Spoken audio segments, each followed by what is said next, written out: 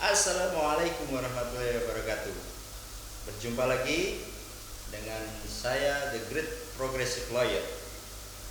Kali ini kita akan mencoba mengupas bagaimana perjalanan penanganan perkara penyelewengan bantuan pangan non tunai di Desa Cepokorejo, Kecamatan Palang, Kabupaten Tuban.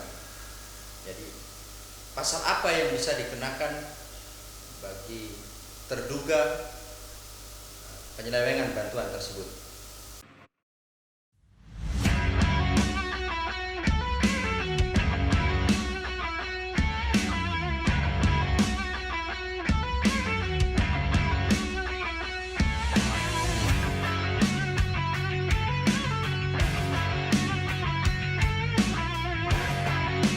Mari kita coba kembalikan kepada Undang-Undang Tipikor. Kenapa Undang-Undang Tipikor? Karena ini menyangkut bantuan yang sumber keuangannya dari negara.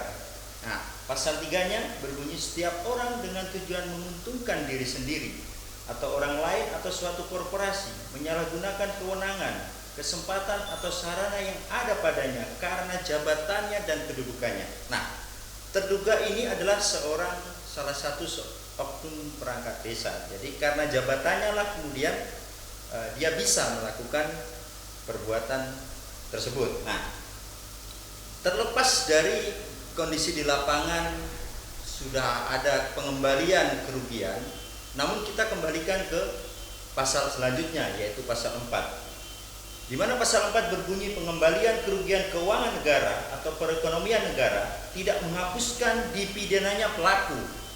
Artinya apa? Ketika ada aturan lain seperti SKB atau Permendagri dan peraturan pelaksana lainnya, kita kembalikan kepada susunan hierarki peraturan perundang-undangan. Artinya ada asas di sana.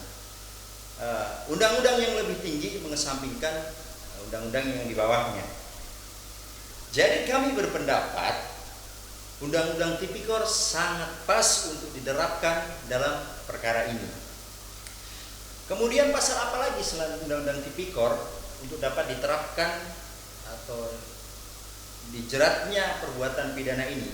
Coba kita kembalikan kepada pidana umum, di mana KUHP juga mengatur. Kenyataan di lapangan, penyelewengan bantuan ini kemudian mengandung unsur pasal 372 junto pasal 374 yang mengatur tentang penggelapan.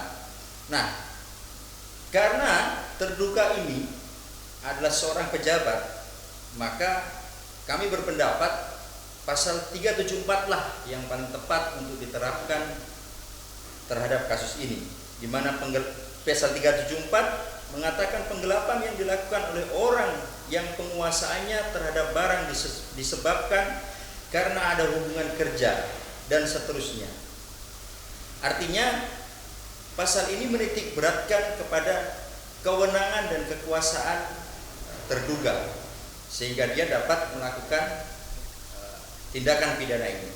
Lebih lanjut, selain pasal tentang penggelapan, pada saat berjalannya proses kasus ini didapat terduga melakukan upaya-upaya seperti mengeluarkan surat yang dari hasil investigasi kita telah kita temui surat itu secara otentik, di mana surat itu terdapat tanda tangan palsu dari kepala desa setempat yang diduga keras dipalsukan oleh terduga penyelewengan bantuan. Nah, untuk khusus perbuatan ini maka bisa dijerat dengan pasal tentang pemalsuan surat dalam KUHP, khususnya pasal 263.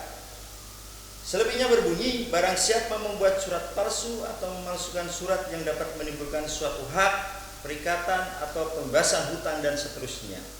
Artinya, dalam rangkaian tindak pidana ini sangat banyak sekali pasal-pasal yang dapat diterapkan untuk menjerat perbuatan hukum atau tindak pidana yang terduga lakukan. Lebih lanjut, pasal apa lagi yang bisa diterapkan untuk tindak pidana yang terduga lakukan? Kalau kita melihat dari kronologi kejadiannya, terduga ini melakukan penyelewengan bantuan dengan cara mengakses KKS. KKS adalah sebuah perangkat yang dimana di situ menyimpan data elektronik. Ketika sudah ada perbuatan menggunakan perangkat elektronik, maka sangat patut dan layak diterapkannya Undang-Undang ITE, khususnya di pasal 46 ayat 1 junto pasal 30 ayat 1, yang nanti bisa teman-teman baca bersama bagaimana bunyi pasal tersebut. Nah, selain itu, dalam tindak pidana itu di mana terduga mengakses uang atau dana dari warga itu melalui transfer atau mengambil dan menarik untuk dicairkan, maka dari itu pun dapat dikenakan pasal 81 Undang-Undang Nomor 3 Tahun 2011 tentang transfer dana. Di situ dimuat ketentuan dana siapa yang boleh mengambil, siapa yang tidak boleh mengambil. Agar ini semua jelas dan bisa memberikan pemahaman bagi masyarakat tentang bagaimana tindak pidana ini terjadi, kemudian kaidah hukum apa yang bisa diterapkan untuk menjerat pelaku.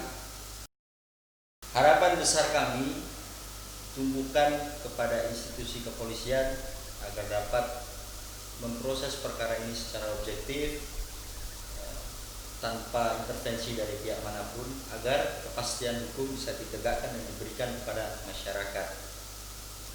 Tak lupa kami juga berharap video ini bisa memberikan sedikit referensi kepada pihak-pihak terkait bagaimana kemudian penerapan dan penegakan hukum ini bisa dilakukan.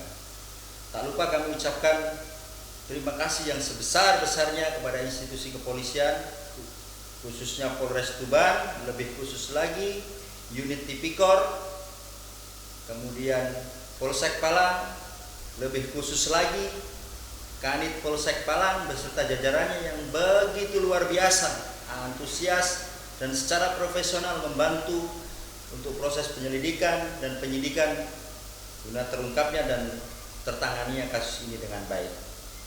Semoga masyarakat bisa lebih jeli, bisa lebih berani dalam mengawal hak-haknya agar tidak diselewengkan oleh oknum-oknum yang tidak bertanggung jawab. Untuk pasal-pasal apa lagi yang bisa diterapkan selanjutnya, kita akan ulas pada kesempatan yang lain. Dengan tujuan apa?